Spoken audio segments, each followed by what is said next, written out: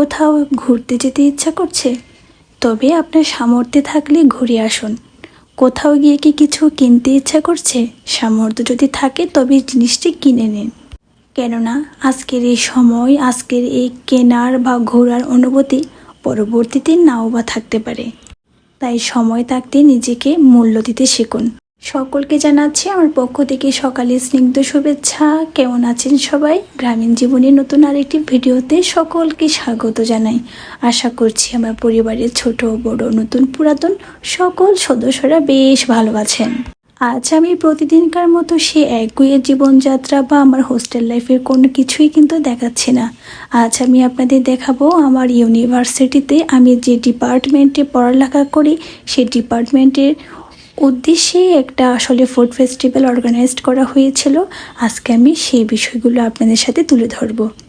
আমরা এখানে প্রত্যেকটা সেমিস্টার থেকেই পার পারসন করে 500 টাকা চাঁদা নিয়েছি। তারপর সকলেই কিন্তু আমরা ফাইন্যান্সিয়ালি কন্ট্রিবিউট করেছি এবং আমরা যে যেমনটা পেরেছি পিঠে বা ফ্রুট এসব এনেছি। যদিও এটা ফুড ফেস্টিভ্যাল কিন্তু আমরা পিঠের আয়োজনটাও রেখেছি যাতে ওই যে একটু খাওয়া দাওয়াটা একটু যাতে ভারী করে খাওয়া যায় আর কি।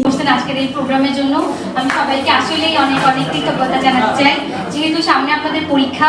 আসলে আমি মধ্যবিত্ত, তার মধ্যে প্রাইভেট ইউনিভার্সিটিতে পড়ি। যুগের সাথে এবং মানুষের সাথে তাল মিলিয়ে মোটামুটি চলতে হয়। একদম বেশি বিলাসবহুলভাবে চলাফেরা করি তা কিন্তু নয়, তবে ওই যে একটু একটু করে তাল মিলিয়ে চলার চেষ্টা করি।